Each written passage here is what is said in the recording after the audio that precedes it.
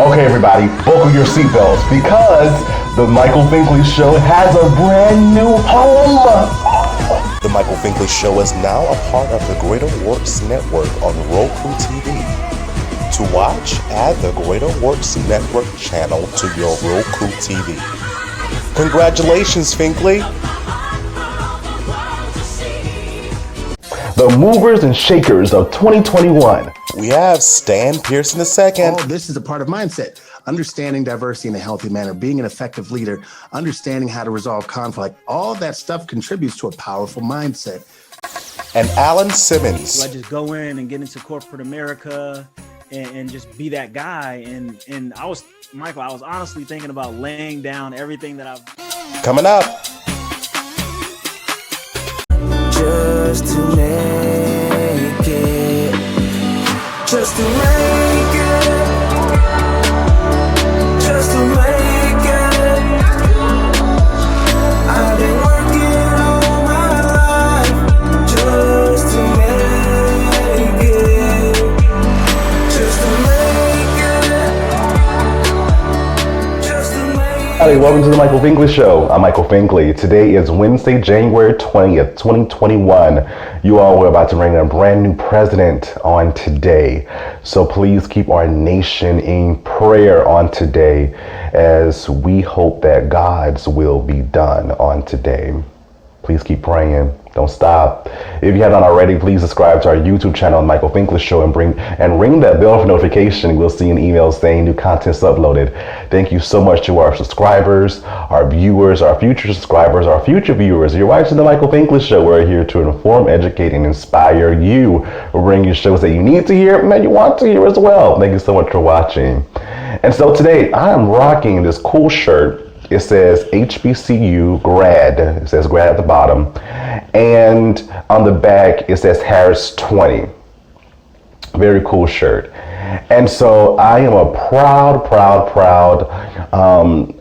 graduate of Allen University in Columbia, South Carolina, where I received my bachelor's of arts in English literature.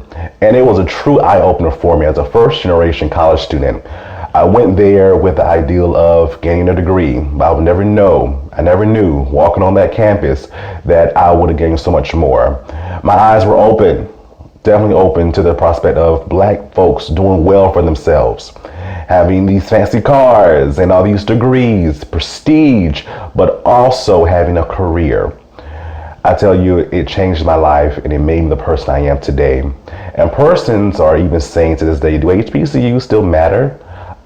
Yeah, they do. Look, we're about to bring in our very first woman of color, Vice President-elect Harris. Come on, Howard University, right there in DC. And then also to Georgia's first Black Senator-elect Warnock. Isn't that something? In my dear fraternity, brother. I got you, bruh. Look at that. This is what HBCUs produce. So if you have not done your due diligence in doing research on these institutions, please do so. You'd be surprised what you learn in the process. Today's show, we have the movers and shakers. These are just some of the movers and shakers of 2021. We have Alan Simmons, and we also have Stan Pearson II. They have incredible stories. I'm telling you, they are just in this awesome arena of speaking, encouraging, and motivating and inspiring others. Y'all, again, another awesome show you don't want to miss. So come back and watch these men as they talk about their excellence. So we'll be right back. Coming up, we have Stan Pearson II. We'll be right back. An exclusive interview with Dr. Kevin Wilbon. What brought him to his own personal success? Let them know that in order to go out and do the things they need to do, they have to take care of business first in order to get what they want. Fridays Finkley. Looking for a mentoring program for your young male between the age of 6 and 18 in Columbia, South Carolina? Well, look no further. Big Homie, Little Homie Mentoring Program is the program for you. Under the leadership of Mr. Jamal Stroud, Big Homie Little Homie is a 501c3 nonprofit organization that caters and mentors at-risk youth that come from single-parent homes. The organization caters to young males between the ages of 6 and 18 within the greater Columbia area. The organization is devoted to shaping and molding their life into great men of society. Big Homie Little Homie organizes male gatherings, discussions, and even educational assistance devoted to guiding and leading them into a positive light. Making a positive attitude will help in transforming a life regardless of what is experienced in life. For more information on Big Homie Little Homie Mentoring Program, visit our social media outlets, Facebook, Instagram, and Twitter.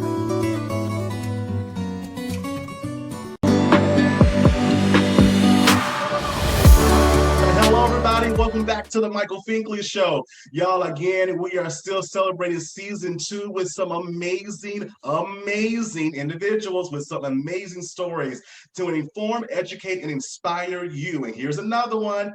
He is a speaker. He's a comedian. He's going to make you laugh, I promise you. He's an actor. He's also my dear fraternity brother. Here is Stan Pearson II. In the crowd. No. Yo, thanks for having me. Great to be here. Good vibes only. I'm with it. Thank you. Yes, sir. Thank you so much for being on. I can't just wait to get into this conversation. I've been anticipating this, so let's just get started. So, Stan, when did you notice that you had the gifts to influence others? Whoa, great question. I think that was at a young age, but I just didn't know what it meant. I always like to talk to, strangers, even dance. Like when I was 9, 10, I, would dance at halftime shows for NBA basketball team, the Milwaukee Bucks, that kind of stuff. I was always comfortable in front of people. And I didn't know at that time, didn't know what, it could turn into until maybe I got into more specifically college. It was certainly in college where I was like, there's something to this. Like when I say things or do things, even in high school, again, not knowing how to identify it, but it was in college, I was like, wait a minute, like I influence people.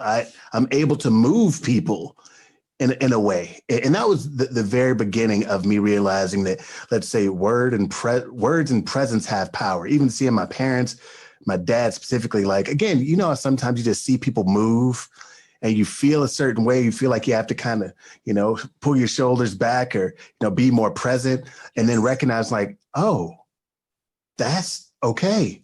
All right. I feel like it's a superpower when folks recognize that in themselves. So yeah, that was kind of the very beginning. And then I feel like I stepped more firmly in it in college. Gotcha. So when you were in college, did you do a lot of speaking engagements, a lot of postings, all that kind of good stuff? Yeah, it's funny. I always wanted to. We would host a bingo night. And so I was like, hey, what we should do for bingo night? We should also have a DJ. We should have bingo should have a DJ. And it became like one of the biggest draws. And I was fortunate enough to be able to MC that. And that was another moment where like, I can help folks have a good time, like hosting. Okay, this feels good. And it was one of those moments where I wanted to be, to some degree, I was overly involved. So the first couple of years, I would look at the frat and be like, no, I don't need I'm me. I don't need a group. I'm me. That's, even though I love the Alphas. One summer my roommate was a Sigma. I had, friends and older guys that were other orgs, but I was certainly like, I don't need no frat. I'm good. Like, what is a frat? That's really what my mind, and maybe that was the arrogance of me. It's kind of like, I don't need anybody. I'm good. But it was then where I began just to see more. And consequently, there was a number of alphas that lived on my floor. So just observing them, their activity on campus. So I just became more active in places where they may have been, where I thought, okay, I don't see them here. Let me go over here and lead them out. Yeah. So that's kind of how all that happened, where I began to, step a little more firmly in speaking or presenting for clubs and organizations or on behalf of the campus. Gotcha. And, that's the foundation, right?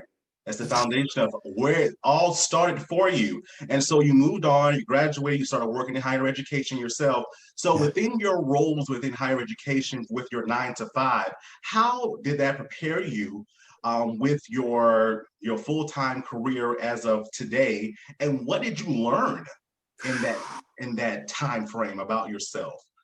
That honestly, that was the ultimate beginning. I had a boss he was really, really supportive, which is probably the best boss I ever had. I always say his name, Dennis Cook. Just an amazing boss. He was just supportive of my journey, whatever that was going to be. So in working for student activities, we founded the new student orientation, Dusty Camp, that's still there today. But what happened early on, it was we may have brought in a speaker, but to, let's say, warm the crowd up, it would be me and him.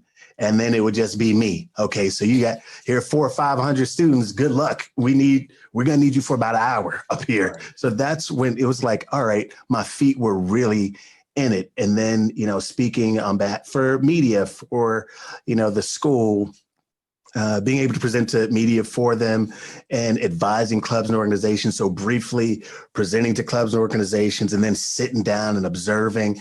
That's kind of when I really was like, oh, there's something to this. And briefly, before I graduated, it was the first time I realized that somebody was getting paid to come in and speak.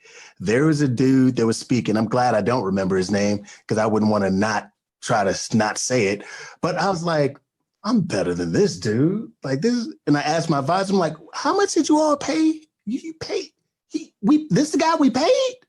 And it was like, 3,500 or 4. I'm like, oh, I could crush this. Good Lord. Yeah. So then fast forward, working with the school was like, okay, where I really was like honing my craft. So everything I did, I got to the point where I was being really intentional. Really, like I hadn't written a book yet, but I had just taken a bunch of notes on a book I want to write or a workbook I want to put together, like a lot photo shoots. There was a student on campus that had a camera.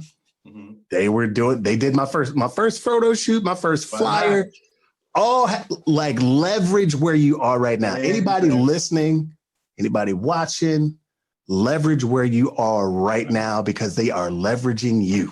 Yeah, that's the start. Yeah, that's true. That was the start. So it definitely prepared me. I love that. And you matured over the period of time. I can tell. I can see that you matured over the period of time. And you've been doing this now full time since 2009. You are a speaker, you are a comedian, you're an actor. You do so much. You do so, and you're I feel like you're definitely a jack of all trades. Which one do you like doing the most? Or does it kind of just balance them out for you? That's so funny. And I think that can be dangerous. It can be dangerous to do too much. It's kind of like chasing a bunch of different things. So as of late, kind of like, I've been the celebrity mindset consultant and a speaker coach. However, I've dialed in all those different talents, let's say, into celebrity mindset consultant. Who's an award-winning speaker, salsa dancer, and bilingual. So now it's like, oh, we go to him for the mindset work. He does all this is a part of mindset, understanding diversity in a healthy manner, being an effective leader, understanding how to resolve conflict. All that stuff contributes to a powerful mindset. So I just tried to do my best at plugging those things into let's say celebrity mindset consulting. So if someone again goes to my site or they look me up, they'll see, this is under the umbrella of him. These are all the other things that he's done. And it took a while for me to settle into that one thing, because I feel like for me, let's say the scarcity mindset is like, I have to do everything. But really you confuse your audience by trying to be too much to too many people. It's like in relationships, most relationships fail because you're trying to do too much and be too much to other folks, and you lose out on the connection. So that's really what I've been really intentional about doing. I think early on, sometimes your audience will kind of tell you what they need from you or want from you, and that may not resonate initially. So when I did a salsa program because I owned a Latin dance studio when I lived in Texas and worked in higher ed. So I did this program and people are like, oh, that's the salsa guy. I'm like, no, I'm not the salsa guy. I'm me. I'm first off, this not just the only thing that I do. It was really like, oh, your audience, the market that wants to pay you is seeing this in you. Go with that. And then you have to do until you can do what you want to do, So sometimes we literally have to just get our ego out of the way and just let our talent make room for us. And then your audience will tell you what they like and what they don't like. Certainly when you're speaking, they do, for sure. I love that. You have to do what you have to do first to get where you need to be. I love that. Thank you. I wish someone would have told me that in the beginning. Where were you, Stan? Where were you? I'm sorry. I got to do better. I was telling my wife, I'm like, listen, I gotta get bigger and better so I can get to more folks. That's what the goal is. That's really what the goal is.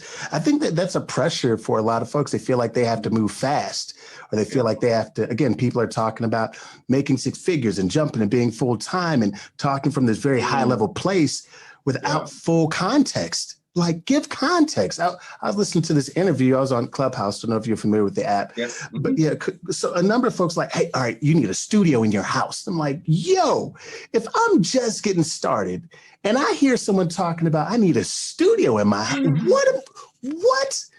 So it's like, hey, it's good to arrive at a place where, again, you have a setup, right? But there's also got to be conversation about, hey, really what you want to do is you want to make sure you got, let's say, something clean. You want to make sure that you have some place you can put your laptop on. We have a webcam and a good selfie light or a ring light. Yep. That is your studio. Find a nice little snug corner. Exactly. Set up a picture. That is studio, right? Yeah. It's But different for everyone. Everyone has their own path. And So I'm true. yet still learning that. Yet still learning. that's the truest truth. Yeah. Bro, it's like everyone kind of has their own path. So that's why when I'm, let's say, speaking or spending time with folks, I really try to explain within the context of someone's situation. Like, that's it. Or an origin story. For example, if I'm working, let's say, with a new speaker, and I'm telling them how I got started, we're having this conversation. But let's just say this is not at all what happened. If I had like a $2 million nest egg that my dad gave me before I got speaking, but I'm telling them like, hey, quit your job, work hard, call people, you'll be fine. Not telling them that I had a $2 million. So then when they're where they think they should be based on our conversation, like I'm not striving, I'm not achieving. It's because in the context of the conversation, I didn't reveal to you that, oh, I didn't start from the bottom. And I think a lot of folks are having conversations, sometimes being coached with folks that are not telling them, oh, I met this person when I was 2 years in, and then that person put me on the stage in front of 10,000 people, and I never had to look back. That's completely different. That is, and it's cool, but not sharing that, it's irresponsible, in my opinion. I get it. Folks, I agree. Gotta pay, but yeah, I agree. Definitely. I love that. Yay, I love that. So you mentioned your mindset consulting, celebrity mindset consulting. When I saw it, I'm like, this looks interesting. What is it? Please define what that is for us. I do what I do at an extremely high level. And I think in part, it's important to call yourself what you want others to call you and then only answer to that. That's part of it, right? That's the beginning, because most folks never heard of a celebrity mindset, and so they think celebrities are only folks that sing and dance really well, and that's the end of it. I've done some television. I've done obviously a number of interviews. I'm out there. I'm grinding. I think sometimes the word celebrity, it can be an oversaturated term in some areas. But what I recognize is people listen to them, that they have ultimate influence. And if anybody else that, let's say, has a medium or who's on television and or has influence and they're calling themselves a celebrity, well, then I certainly have been recognized as the same. So I'm going to use it with the same, let's say, with the same energy and responsibility in which I think that I can help folks and that they can touch me. So when they see celebrity mindset consultant, there's no doubt in their mind that I'm the real deal. Now, there may be like, so tell me what exactly is that? Or how do you X, Y, Z? How do I qualify it? Well, okay. If you're asking, aside from what I just mentioned, I work with professional athletes. I've worked with celebrities myself. So even if it has to be through osmosis, because sometimes people like the credibility piece to be touched, boom. So that's it. I love that. And so this is a question for you. I definitely am very eager to find out. And you helping others, you have to put your own set, get your own set in a mindset to help others. How does Stand get to that mindset to help others? How do I get in the mindset to help others? I think from my parents, I'll just start there, and I won't stay on it too long. But when I was younger, it's, they always had me listening to, let's say, Zig Ziglar, and he had like little jingles. Like I would consider Zig Ziglar, he passed away years ago. To me, he's kind of like one of the Michael Jordans of motivational speaking. And he had jingle songs, and that is what we would be listening to in the morning as we were getting ready for school. Okay. Full disclosure, it was 2000. It was like 2007. No, I'm sorry.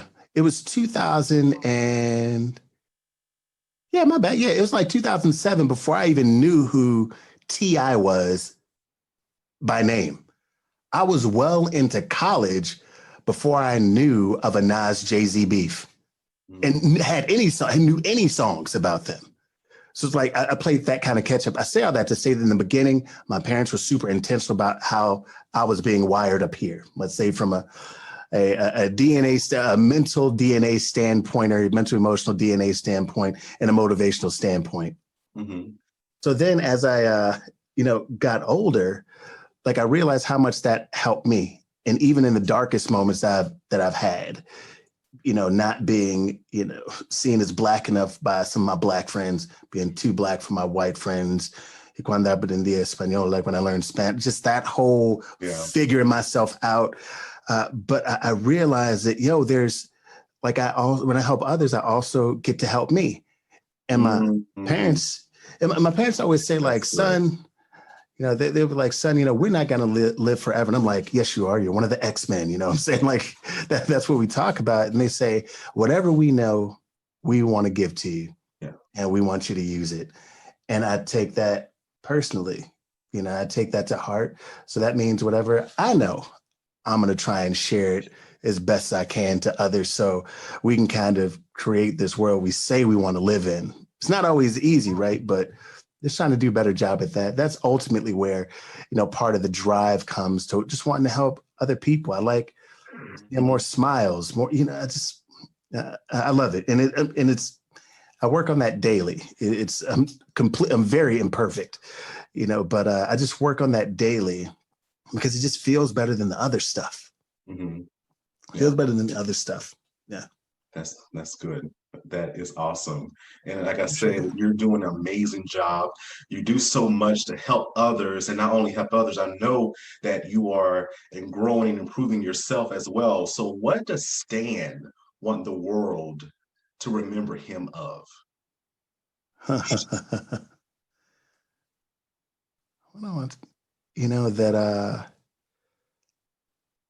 That I was as advertised. I think that I am, and that my legacy can't quite be captured in words. Mm-hmm. Like that's important to me. And in a world where we have to be careful of what we say matters and what people say about us, and having a family and now, a son, and folks that are just kind of now around, and the internet exists, maybe it'll exist forever. Who knows that 100 years from now, people are going to be scrolling through the internet and they're going to come across my name. And I want them to be like, whoa, this dude left this place better than he found it. And that it would be the ultimate, that'd be the ultimate compliment and homage. That would be, me being in the stars somewhere and being able to twinkle and knowing that is how someone felt. Because it's as when you kind of begin to rise and feel, and you have these other experiences, you're like, oh man, this feels good, or I'm in the zone. Yeah. You never want to go back. For example, I share this example. If it's like the first time I ever flew first class, I was traveling a lot, so I got upgraded. Yes. It's amazing. It's amazing. It was funny because it's like, I'll never be a travel snob. My wife make fun of me. You're traveling. And then it's like, once you sit in the front of the plane. This is obviously before all this stuff going on, but you board the plane first. They give you a napkin. If it's a long flight, a hot towelette. They're so nice. You ask you if you'd like something to drink. The seats are cozy. Everyone's smiling at you and wondering what you do. It's just, once you experience it, it's like having fine cuisine or having an awesome chef make a meal for you, or you've been at a nice restaurant. Once you have that experience, you don't want to go back. And when you do go back, you recognize that it's different and you need to change something in order to get back. And that's just kind of what life is now. I just want to keep moving forward. As frustrating and as difficult as it can be, to try and be a better person, I don't want to go back. And that's something folks should know too. Yeah, I love that. I love that. And again, you are a talent. You're a jewel among jewels, my Appreciate friend. you so much, Michael. You definitely are. And I definitely have to ask this question of what advice would you give to others that see you as their role model, maybe physically or just here mentally? What would you tell them and they're trying to get to where you are? Cool. This is I'm going to lead with a quote I share, but it's coming from an extremely genuine place. And then I'll just explain it briefly. Number one, we have to make sure that we are not committing ourselves to having to be perfect. We just have to make sure we make progress, because effort on fire beats knowledge on ice. I need folks to know that they are not alone in their journey. Their deepest, darkest insecurity, someone else shares, someone else has right now, and they're fighting through it present day. Like I have my own demons right now, present day, that I'm fighting through. And everyone has them. Some people are just better at disguising them. So be okay, embrace everything that you feel like is imperfect of you, because embracing it and knowing you better than anyone else does is the very thing that's going to catapult you to the next level. Keep going. Keep going. You heard it here, y'all. We have to keep going. Keep Where going, we need man. to be, we want to be in life. Got to keep going. Stan, how can they find you on social media? And please, all of my social media handles are at The Real Stan P. And I always advise folks, they should do their best to get as close to that as possible when they're creating their social media channels. But all of my social media is at The Real Stan P. And make sure you visit my link in my Instagram bio to get on the VIP list for a book launch it's called Paid to Speak. So make sure you do that too. I love it. Ladies and gentlemen, he is your favorite speaker's favorite speaker, Stan Pearson II. Thank you so much for being with us today. Michael, thank you. Next, we have Alan Levi Simmons. We'll be right back. I'm just not college material. I am tired of school. I'm just not sure what I want to do after graduation. Sound familiar? Welcome to the Prelo Educational Institute. Our focus is to help young people prepare for life after high school. It's never too early to start planting the seed for education, career, and life overall. The Prelo Educational Institute is made up of the following two products. The first product is the book titled I Ain't Going to College, A Guide for Life After High School. This is the first book of a series that introduces middle and high school students to a young man struggling to find his way and make the decision about whether attending college is the right choice for him or not. The book has questions inside, and a supplemental curriculum can also be purchased. The newest product from the Prelo Educational Institute is our online course titled Preparing for Life After High School. In this course, students will learn about decision-making, self-confidence, accountability, self-awareness, and many other topics that speak to social-emotional learning. Young people will read a story about a young man who never gave up no matter what the circumstances were. The course is interactive and has questions, quizzes, and video. Do not wait until your child or student is a senior in high school to start planning. Enroll today. To enroll and learn more, please visit www.speakerauthormarlowe.com. Antonio Mercarella, CEO. Calling all Trio, Gear Up, JAG, and other college readiness organizations. Hello everybody, it's Finkley with the Finkley Experience. I am here to offer you information about our college readiness cohort series. This college readiness series includes college applications, SAT, ACT prep, scholarships, financial aid, the mental mind state, HBCU versus PWI versus technical colleges, and so much more. You know, this is helpful because it's actually like making me change my college plan. Really? If interested, visit our website, thefinkleyexperience.com, or just email us at michael@thefinkleyexperience.com. We're looking forward to working with you.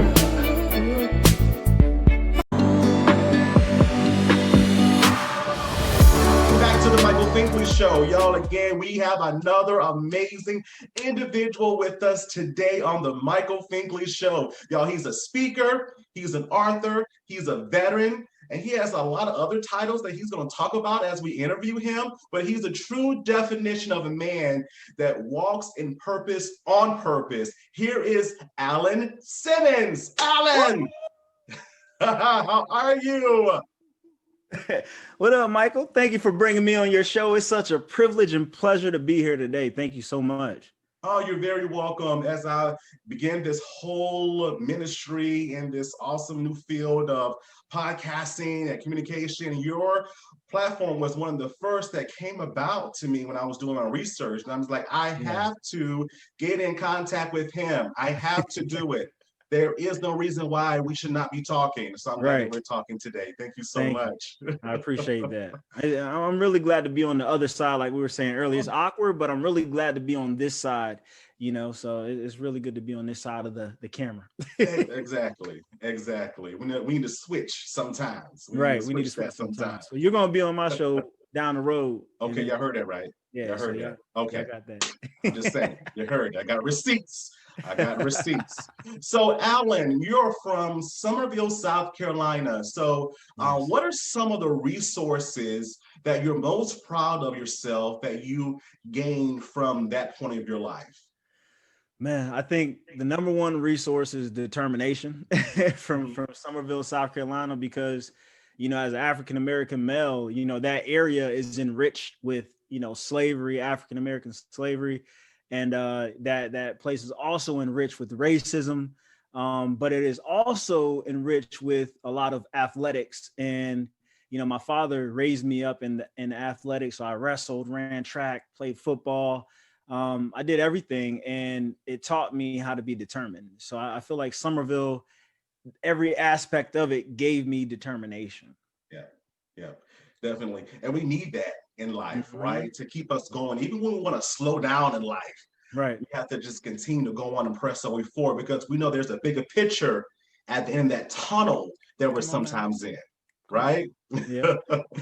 And so as time goes on, that you found that determining factor of yourself, when did you know that you had a voice to influence others? You know, Michael, it's funny because in middle school, in 8th grade, we had prom. We had a little middle school prom, and they voted me for like prom king, right, in 8th grade. And I was just, you know, a little skinny kid, you know, just, I guess I was cool with everybody, right? I could talk to everyone. I would listen to everyone. I was kind to everyone. I didn't feel like making fun of nobody. I was like, I could be friends with everybody, right? And then high school, I got prom prince, and then I got prom king. And I was like, wow, there's something like people actually like me, I guess. Like, I didn't think it was a thing. I thought I was just like the guy that people knew, but it seemed like people held me to another standard. Right. You know, and then in the military, I got meritoriously promoted in the Marine Corps to corporal. So that's when you go on the board against other people of your rank on a whole battalion. So this is like 30 to 40 people, right. You know, and you're going for that one rank, and it was one spot, but they gave it to two of us. And I was one of those guys. So I felt like when they told me, it was like, Alan, we wanted you to go on that promotional board because people respect you, right. You know, and it doesn't matter if they're higher ranked than you or lower than you, or if they've been in longer than you, they listen to you because you respect them. And I've carried that with me this whole time, Michael. So I believe that, you know, every aspect of my personality and me recognizing the gift that I have, the gift of connecting with people through words, that gift helped me see the purpose that I have inside of me as a speaker. So yeah. I love that. That is amazing. Thank Because you. words can heal. No, come on now. Right? Words can Yeah. definitely heal and Yeah. change any situation that we're going through. Mhm. And so with you using that gift, that voice that you have, how are you using it today? Man, I'm over here eating today. Like I got words for days. So I wrote a book recently in 2019. It's called Can I Speak? And I was battling PTSD after I got back from Afghanistan. When I was in Afghanistan, I'm coming back and I'll get back in there. Okay. So when I was in Afghanistan, I was in an RPG explosion, which is a rocket propelled grenade. And that explosion gave me a traumatic brain injury. And prior to me getting in that explosion, I found a bomb like next to my foot, Michael. So like it was a bomb next to my foot. And so all of those things gave me PTSD with the traumatic brain injury. And so after that, I was discouraged. I lost my identity. I did not know who I was or what my value was. And so I dropped out of college after getting out of the military, at Old Dominion University. I tried to commit suicide. I had a gun in my mouth because my anxiety was so bad. It was like someone was coming to get me every time I would go in my apartment. I would check the closet, I would check under my bed, and so paranoia was always around. Yeah. And it wasn't until I put the gun in my mouth that God spoke to me that day, and it was loud and clear, just like he spoke to me in Afghanistan. He told me the bomb was by my foot. Loud and clear, I had the gun in my mouth, and God said, "Who are you to take your life when I brought you from the land of your enemy?" And when he said that, Michael, I literally was on the floor, fetal position, crying, weeping, right? And I go and I palm my gun. And then, so this whole journey comes along where I start pursuing God. And I start pursuing God, but I'm battling with my worldly life, right? Because everybody understands how it is being a young person in the world. And, you want to discover and do things and you want to be your own person. But then you have this challenge with God, and throughout this whole battle with me and God and my life in the world, God started showing me, Alan, it is that part of you that I want to use, right?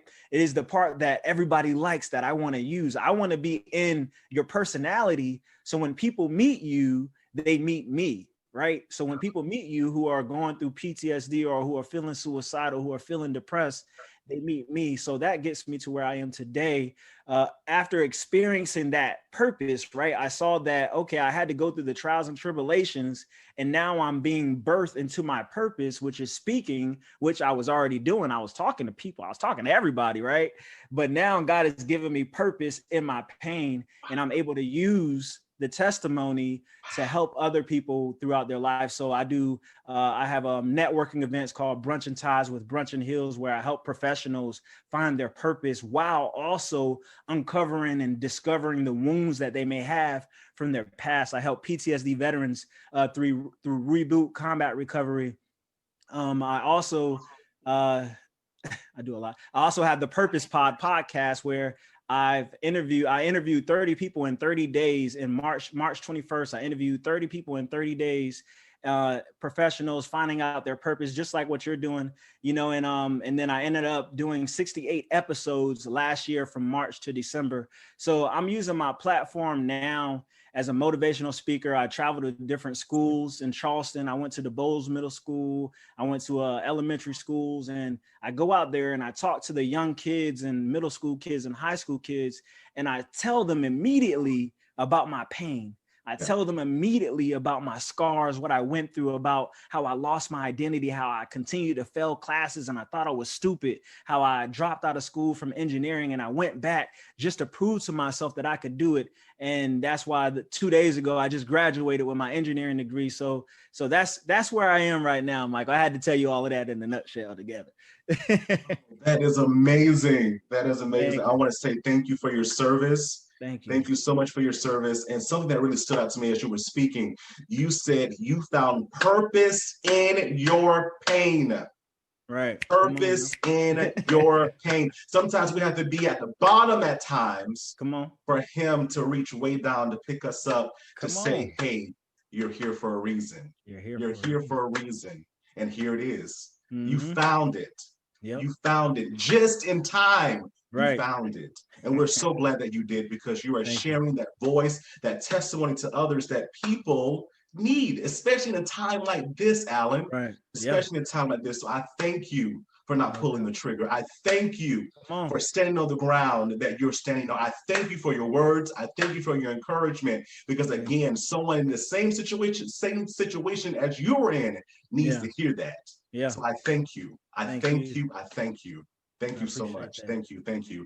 And so you say within that purpose aspect, you got out of school when you left the military, and God just restored you. And you say that now you have that degree in engineering. Congratulations. You just graduated actually a few days ago, right? Yep, just 2 days ago. Yes, congratulations. So how are you going to use that degree to continue to help others? You know, that's a good question, because I've been battling with I'm starting this job, and do I just go in and get into corporate America and just be that guy? And I was honestly thinking about laying down everything that I've been doing and just going to the 9-to-5 life and just working for IBM and like just doing that, right? But I feel like I was doing that because there's something greater that I need to do. And I've been challenging myself to figure that out lately, Michael, because I've been stuck. I'm like, okay, I have all of these ideas, but what is that thing that I'm supposed to do? And I really feel like my spirit is calling me to the African-American and minority men and young boys and young girls that are out there who are struggling in school. And they're struggling in school because of traumatic experiences that they have and that they're enduring. Like you said, right now, this is a pandemic. Right now, children are being homeschooled by parents who never went to a parent-teacher conference. Children are being homeschooled by parents who haven't seen math or English in like 30 years. And it's not on the parents' fault that they didn't continue their education. Like we all should continue to sharpen our sword, right? As Black people, we forget to sharpen the educational sword, and we remain dull and ineffective in the lives of the youth. So I am planning to really reach back to the youth, and my nephews, my nieces, my cousins, your cousins, your family members, and everybody else who wants to, because the children have to have a desire, right? And a lot of children don't have the desire. Like, think about if you're hungry, right? Think about if you're hungry, but you got a whole lot of stuff. You got your show today. You got to get ready. There's a whole lot you got to do on your side, but you're hungry, right? So you have this desire to eat, but you have obligations, right? So you'll do what I did today is you'll bypass breakfast, you'll bypass lunch, and you'll bypass all your desires just because of your obligations. So a lot of children are bypassing their desires, and they realize they don't even know who they are anymore because they can't recognize the hunger call that's inside of them. They don't even know, why am I feeling this way, and they're just busy doing the obligations. Like, they're busy trying to survive mom and dad. They're busy trying to survive, their teenage friends, so that's what I'm really passionate about right now. And I want to help people, even adults. I want to help people find their purpose. And I want to use the education that I received from UNC Charlotte to inspire other children to read more, to do more math, to get into science, to get into engineering, and to become those future Black leaders that we need them to be whenever you and I become 50, 60, and 70 years old, so yeah. Paying it forward. Paying it forward, always. Paying it forward so the next generation can reach back and pay it forward as well. Yep. I love that. I definitely love that. Two platforms I want to talk about that you are just thriving in. I want you to talk about more in depthly with your podcast, and then also your nonprofit, Live in Love. Live in Love, yep. Yeah, definitely. Two things that are just amazing that Mr. Simmons is working on the other end. Okay, I got that. So the Purpose Pod, like I said, I did the 30 interviews in 30 days, and I interviewed like Khalid Kareem. He's a Cincinnati Bengals defensive end. I had met him at the University of Notre Dame in the summer. Let me tell you something. I like to go back to come forward now. So I love it. you know, so just to give it. everybody a full spectrum quickly is that I went to a program called the Warrior Scholar Project, and it was for veterans who are entering school, but I was already a junior at this time, right? And I went there over the summer. They all we had to do was get there. They gave us food, they gave us boarding, and I was at the University of Notre Dame. And I'm just like amazed at this point in time, Michael, because I watched, Rudy, I watched Rudy back in the day, and now I'm here at Notre Dame, and it's beautiful. And I'm at this point where I'm now inspired, and like I'm talking to these professors, and they're teaching us many classes and stuff like that to give us a feel of how they do things. And now I'm like, oh, I want to get my master's. I want to figure out how to connect engineering and science and heal cancer and fight things with electricity and all this other stuff. So I'm just like, my creativity was going. And so I meet this guy, Khalid Kareem, and they're at the Notre Dame. He played football there, and lo and behold, I met him before he was before he finished up his college career. And, Right. I started the Purpose Pod, and he gets drafted into the NFL. And he's playing for the Cincinnati Bengals. And I reached out to him, and I was like, hey, I would love to have you on my podcast. And, we connected at Notre Dame. So he was like, yeah, for sure. Another gentleman, James Bradbury, I met him through my barber from Freshen Up, Mario Askew. And James Bradbury played for the Carolina Panthers. He was a cornerback, and now he plays for the New York Giants. I brought him on my podcast. And then Maya Stoyan, she was in Fatal Affair with Omar Epps and Nia Long on Netflix, the Fatal Affair movie that came out recently. Mhm. Yeah, so she was Courtney in that movie. And so she was Nia Long's best friend that dated Omar Epps, the crazy dude, right?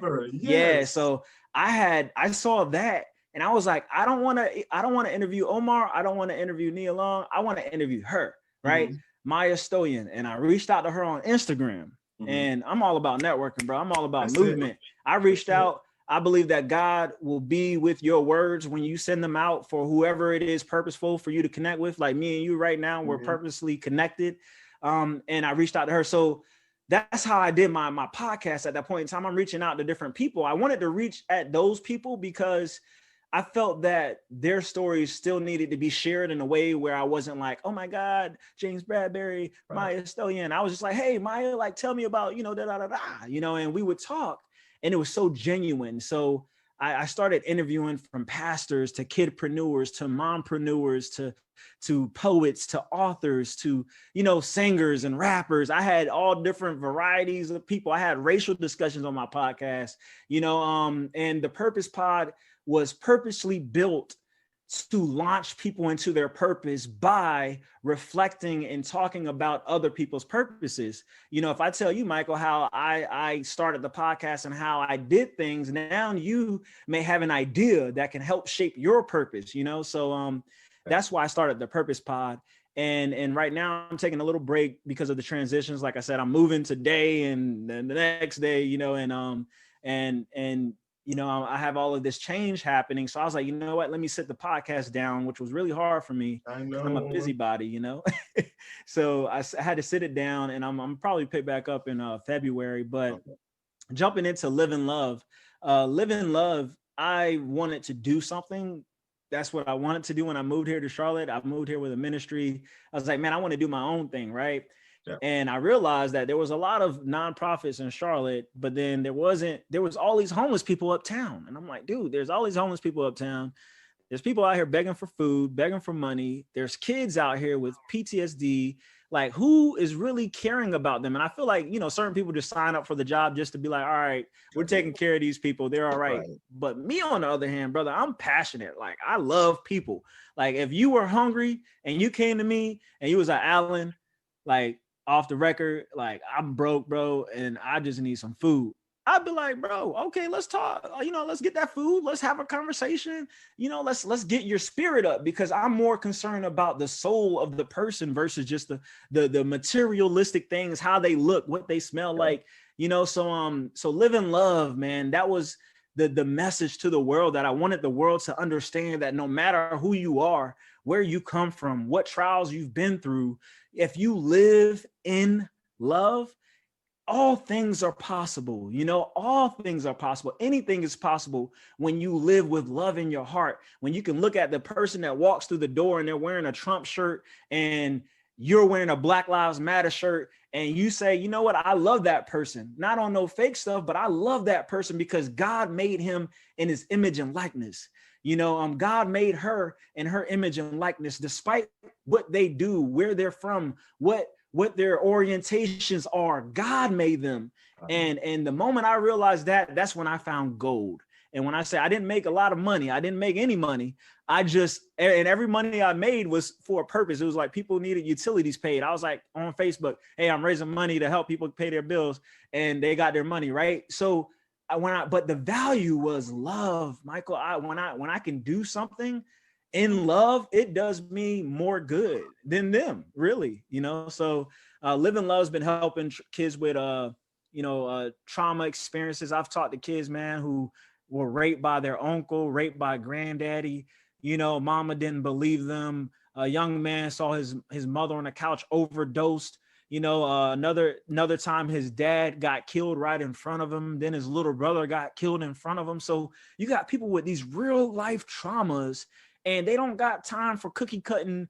Oh, you know, everything is going to be okay. No, you got to go in the pits with them, the pits of hell with them. Like God, like Jesus says, you make your bed in hell, there I'll be with you. So I'm like that with people. You make your bed in trauma and PTSD, suicidal thoughts. I'm going to sit right there with you and we're going to grind through this. We're going to find out how we can inspire you, because that's all people need is inspiration. So Live in Love, the Purpose Pod, that's what I'm all about. All around is inspiration. I want to inspire people to see inside of themselves and to love themselves, because the same person that we hate when we want to kill ourselves is the same person that will cause us to rise up, you know? So yeah, man. I'm getting too excited. So this is amazing. This is amazing. Your passion is just leaking through the screen. It's awesome. It's contagious. Sir, thank you. Don't lose it. Don't lose it. Don't you ever lose it. Thank you. Because we need more people like you in the world. Thank you. And Alan, as we know, when we're born, we have a date. When we die, we have a date. What do you want your dash to mean? Jesus. Come on with it, boy. I ain't never got asked that question. Michael, come on with it. I ain't never asked nobody that question. You gave me a question I'm about to have to ask people. All right, so Thank you, it's yours. Thank you. So what do I want that dash to be, right? So I would say, oh man, that's a beautiful question, because I'm the guy that thinks about the end date a lot. I think about death a lot, Michael, and I really haven't thought about the dash. And now that I sit here and reflect, I would say that when I look at the dash, I want that to be dashes stacked on top, meaning like I want souls and people's lives to be stacked on top of that dash, to where I've caused more people to live through that period of time than people would have died. You know, I've caused more people to be inspired with hope than people would have lost hope. So in my dash, I want to impact. When people meet me, it's going to be like a train wreck. And I want them they will never forget, oh, through this period of time, I met a guy named Simmons, and he inspired me to find my purpose and to live with purpose. Yeah, I love that. Oh, and to never stop, never quit, repeat. There you go. There you go. And you're off to a great start, my friend. Thank you. I'm telling you, you are on a journey right now in your life that you're just getting started, because I'm telling you now, you haven't seen anything yet. How can they find you on social media? Thank you. So you all can find me, Alan Levi Simmons. You can Google me, Alan Levi Simmons, Instagram, Facebook, Alan Levi Simmons, LinkedIn, AlanLeviSimmons.com. That's where you'll find me. ALLEN, Levi like the jeans, and Simmons like Russell Simmons, who's kind of family. So. All right, you heard it here, everybody. Alan Levi Simmons. His information is down in the description below. Thank you, Alan, for being on and telling your story, your journey. Thank you so much, my friend. We really appreciate you. Thank you. Need a little motivation? Timothy Clifton is with us every week on Mondays to get your week started with a little motivation, all here on The Michael Finkley Show.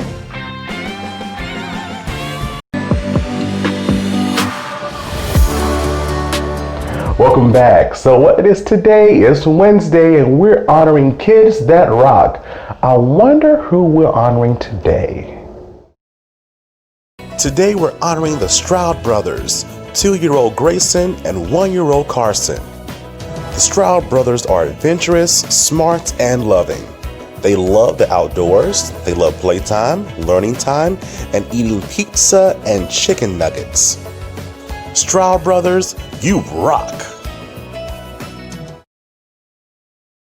An exclusive interview with Dr. Kevin Wilbon. What brought him to his own personal success? Let them know that in order to go out and do the things they need to do, they have to take care of business first in order to get what they want. Fridays Finkley.